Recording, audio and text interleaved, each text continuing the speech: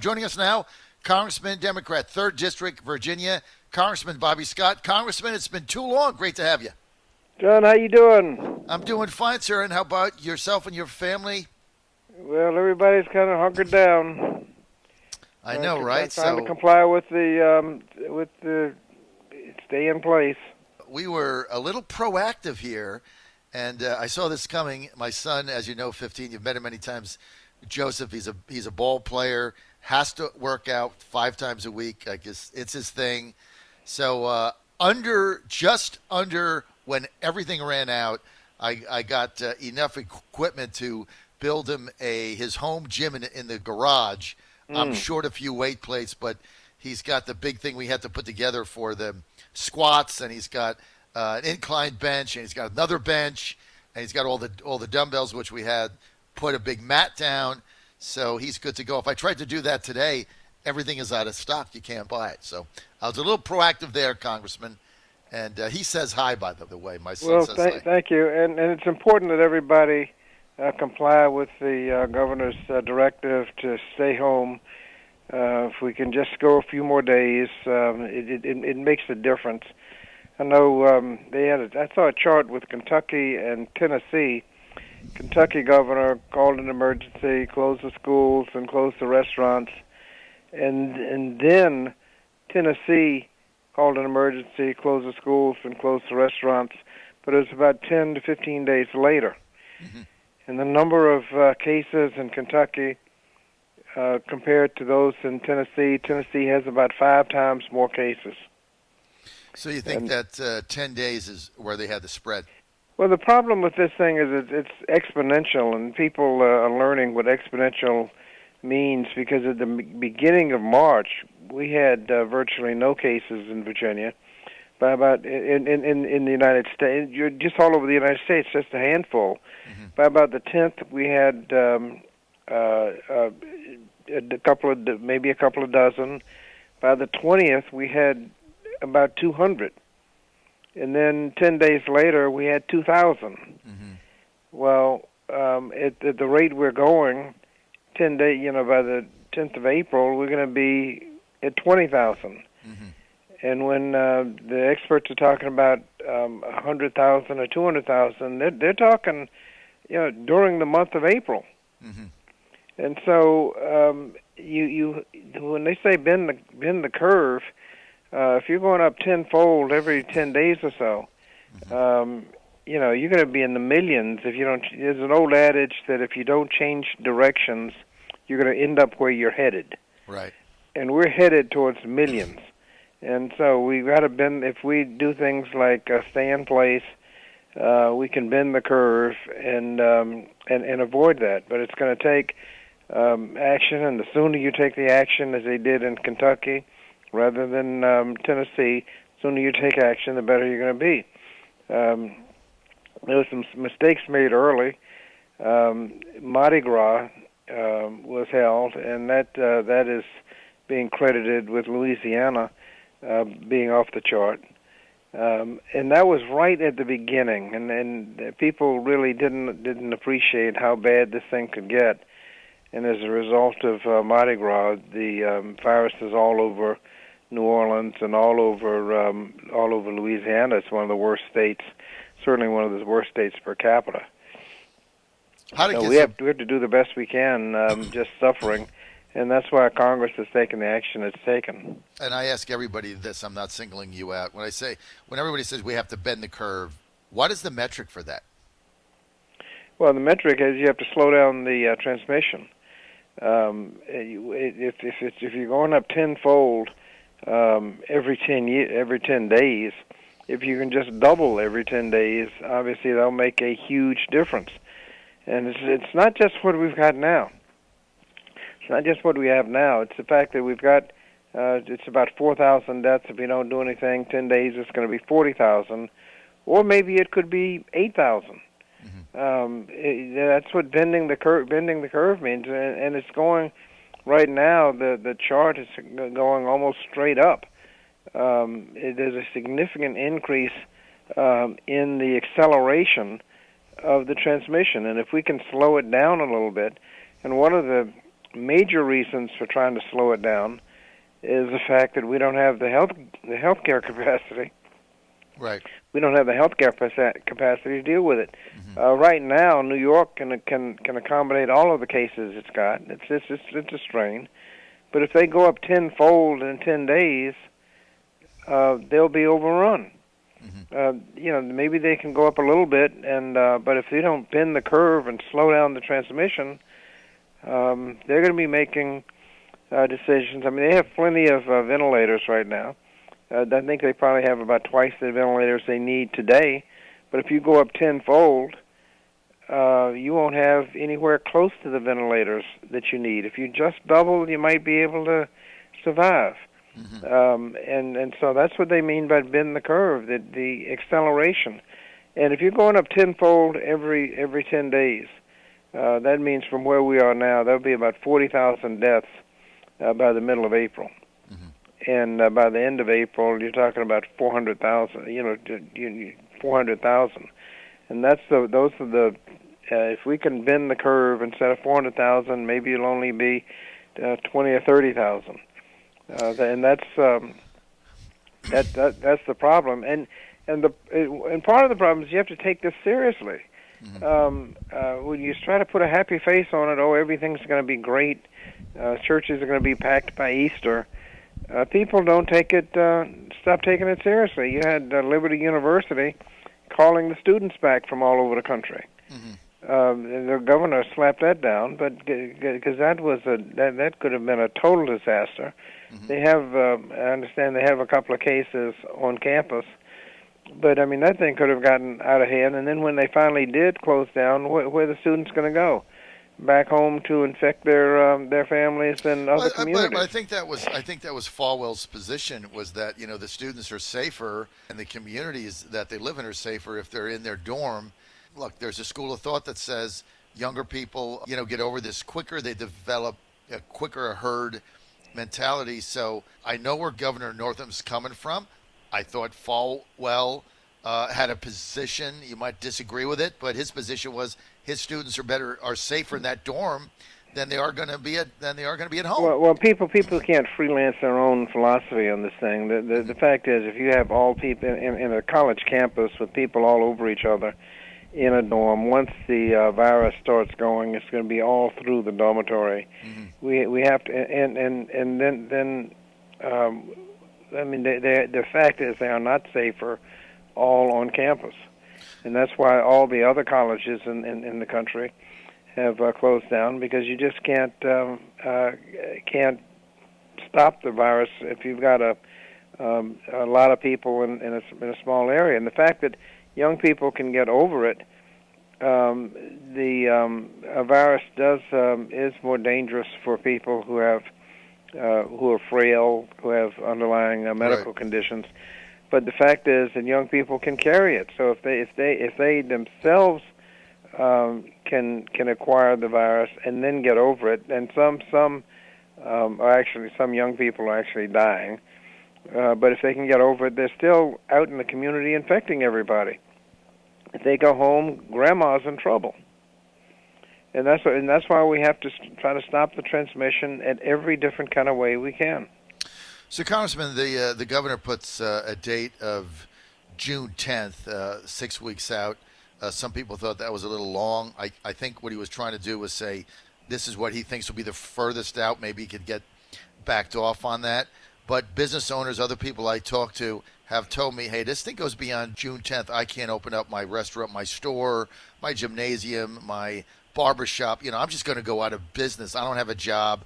I'm going to lose my company. I can't support my family. As a member of Congress, are you able to see the balance here that, we have to be cautious, we have to be protective, but if you put, a third of Americans on the unemployment line, suicide, drug addiction, death, family split-ups, fathers that leave home, abuse from alcohol, all this stuff comes into play. Where's the balance? Well, the balance is that you have to have your priorities. If opening up all the business is going to get the curve back to the direction it was going in, we're in a situation where we can have many deaths and the level of deaths. I mean, when this thing started, the president was talking about, we had 15 cases, it's going to zero. We were not taking it seriously, and it has gotten out of hand. But we're taking it seriously now. I mean, you can go back and say Mardi Gras. That was the decision of that mayor. You had your Democratic mayor de Blasio in New York City blasting the president for shutting down the flights from China and encouraging New Yorkers to go to the Chinatown celebration, which caused that outbreak. Both of these Democrat governors. So let's just separate that out, Congressman, because we can sit here and say Trump said Easter. I can say Democrat mayor did Mardi Gras and de Blasio did Chinatown.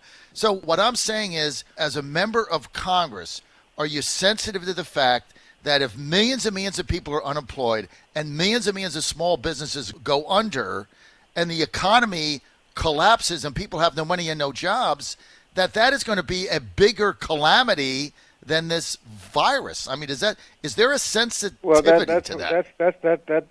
That position has been clearly articulated by saying whether the cure is worse than the disease. If you have these lockdowns, the kind of economic, if you follow the stock market, you can see how bad it's gotten just with that measure. But if you don't take these actions, you're going to have situations where tens of thousands, maybe hundreds of thousands of people will die. Now, what Congress has done is trying to address the fact that the economy is in the tank. That's why we passed a bill, one bill that was about $8 billion.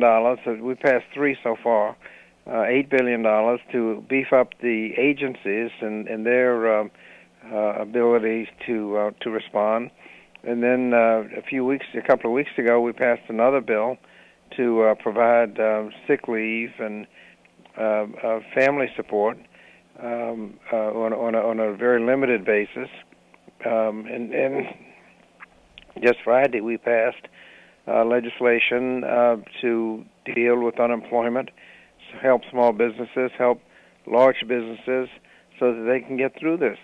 Small businesses, you mentioned, under the bill will be able to get loans to get them through, right. A significant portion of which will not have to be paid back if they use the money to keep people on their payrolls.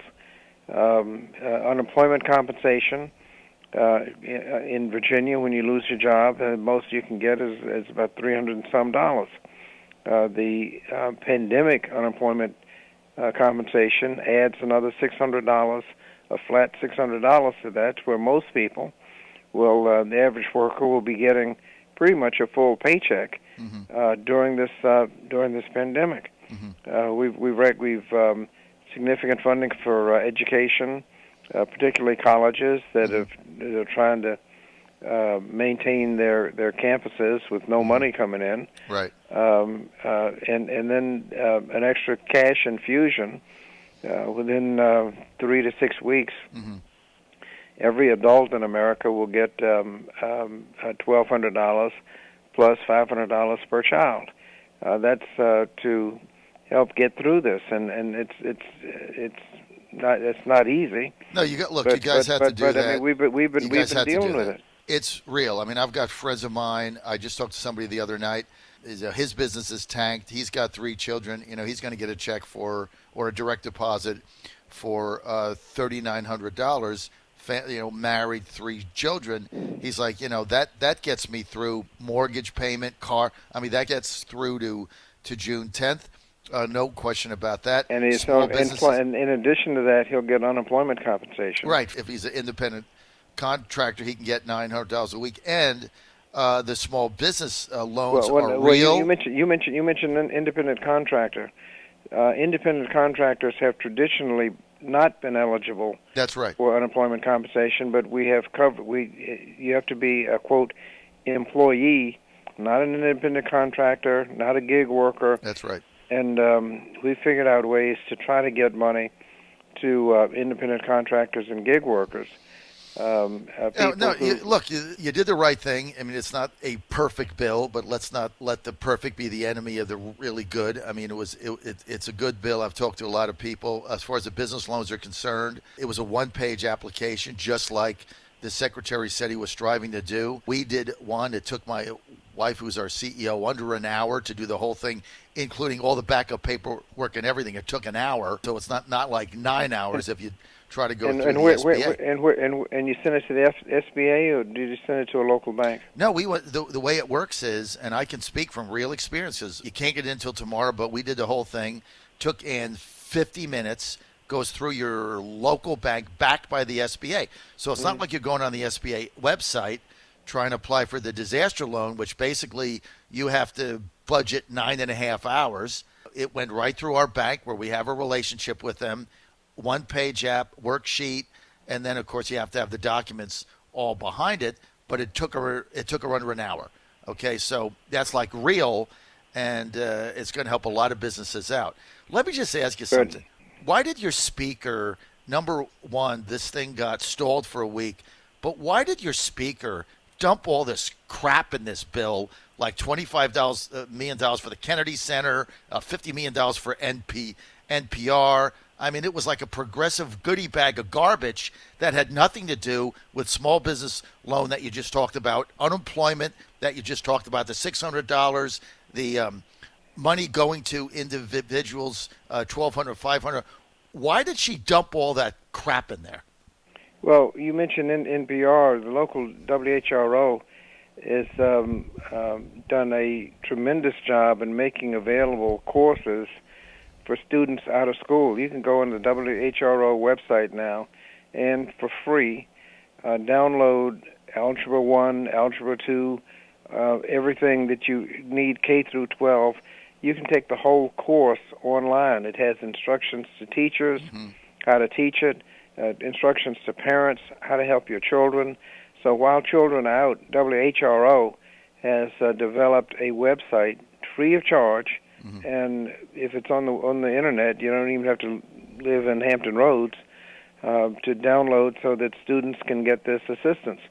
That's the kind of thing that public, when people have picked public broadcasting as a target for criticism. This is the same, though, WHRO and the same NPR that refuses to cover the president's press conferences because a lot of people like me view them as a taxpayer-funded propaganda machine. So they just make the decision, well, we're not going to cover the president's press conferences because it's too much coverage for him, and we can't give any to Biden, who's sitting downstairs in his basement and can't get through a 5-minute Facebook Live interview without mangling 10 sentences. Come on, Congressman. That had nothing to do with what you just outlined.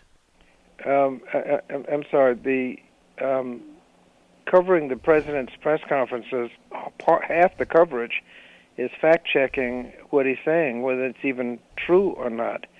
I don't know why he's the MC of the press conference. He ought to have the scientists, the medical professionals, giving information. But that's and it's not. It's a daily thing. I mean, you'd just take over All Things Considered. Just have a president's press conference. There's very little new information given in those press conferences. A lot of the information is in fact misleading.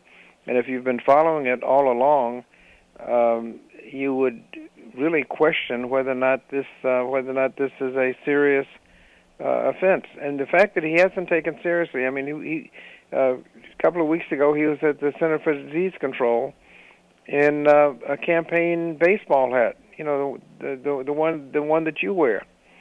I mean, what kind of serious attitude do you have when you're at the Center for Disease Control at the beginning of an epidemic and talking about how great the tests are? If you ask any governor, any hospital, any public health official about tests, that the lack of tests has been one of the serious shortcomings that we've had on this, because we don't know whether if you find somebody with the virus, early on, you'd like to go chasing down all their contacts and test them and have them quarantine themselves so they're not spreading around. One of the challenges of this virus is that people can be contagious even before they have symptoms. And so, if somebody's been in a group, and others were there, you want to test everybody in that group to see if they've got it before they start spreading it all over the place. But we don't have tests. If you're going to close, if you have a student with the virus, you want to close down the school. We've done more tests now than South Korea, who's held up as the example. We've done over 1 million tests. We have the new testing. Look, maybe we were a little slow. We could all armchair quarterback this. But on the other hand, it was President Trump who stopped the flights coming in from China, who delayed a further spread and got criticized by your buddy Joe Biden, who called him a xenophobe. You talk about misinformation. Biden is doing press conferences from his basement. He doesn't give any accurate information. All he does is lie. He can't get 3 sentences out. And this is the guy that you guys are backing to beat Trump? I mean, come on, Congress. I mean, we got to be fair. If you want to make this we're trying to fight the virus. We're not trying to fight anybody else, and we want to take this seriously. We don't have nearly enough tests. On a per capita basis, if you line up all the countries that have done testing on a per capita basis, we're at the bottom of the list. We've tested fewer people than necessary. If you talk about people, the only people that get tests now are people that have symptoms. Well, if you have symptoms, you don't need a test. You know you've got it. When you need a test is for people to track down people who are not now symptomatic, so that they know they have it, and then they'll stop going around and spreading it around. But you don't know that if you're going to close. If you have a student with the virus, you want to close down. You might want to close down the school, but you don't know because you can't test. That's been one of the real shortcomings of the entire episode. The fact that we have not had tests. We did the personal protective equipment. We have very shortcomings, and we're just getting to the point, and hopefully we can ramp up before people just run out.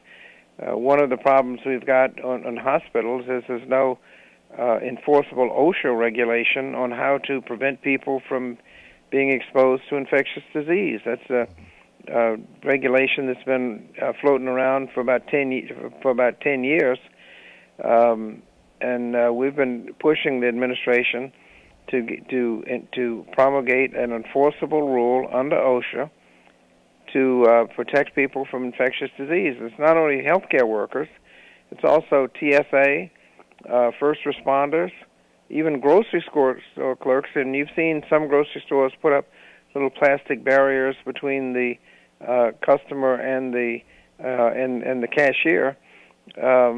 People in these positions are exposed to infectious disease. We need an enforceable OSHA regulation to protect our workers. A lot of people are talking about how heroic our healthcare workers are. They certainly are, but the heroism is because they're doing it without the perfunctory protection that they need. I mean, just the basic protection isn't there. They're using masks many times more than they should. You've seen pictures of some hospital workers wearing garbage bags. I mean, this is third world stuff. But we need to make sure that we're doing this, and that's why the legislation was so important. That's why we have been pushing the OSHA regulation.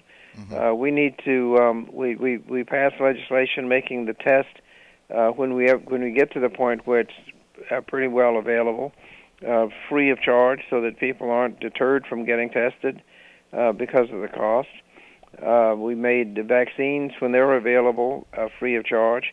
But the next thing we have to consider, if we have another bill, is making treatment. The people who are treated for the virus will if they're on a ventilator in an intensive care unit, you have a clue as to what these bills are going to look like. It'll be at least tens of thousands, if not hundreds of thousands of dollars that people will come out of this. And even if you've got insurance, the copays and deductibles are going to be such that the average family just won't be able to pay the hospital bills. And it can hit anybody. Anybody watching television, you've seen TV personalities come down with it. It can hit anybody. And so for those that get hit and end up in the hospital, and it's just random, anybody can get it, ought to be protected. If you have to stay at home caring for a loved one, we need to make sure that there's family leave. We passed a leave policy, but by the time it passed, the family part of the family leave evaporated. It's basically just for the individual. And there are a number of other things we're looking at. One, we've been working on what's called a multi-employer pension funds.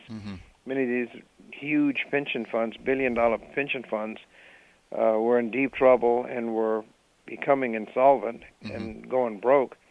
And we were trying to figure out a way to deal with those. With the stock market down as far as it is, a lot of pension funds are going to be in trouble.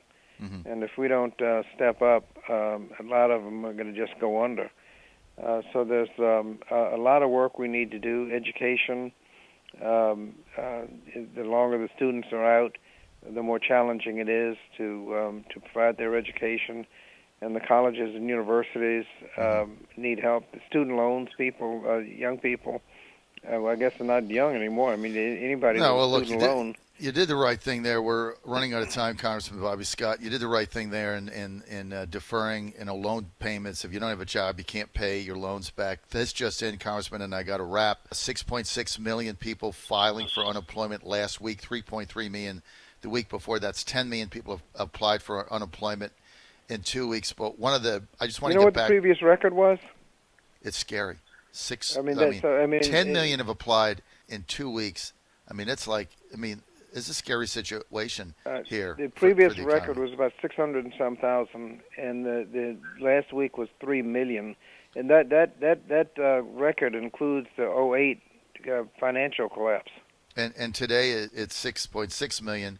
So 2 weeks, 10 million people filing. But look, I just want to get back to something you said earlier, because I agree with your work on this, and I know Senator Warner's been fighting for this forever, and you got to give credit where it's due.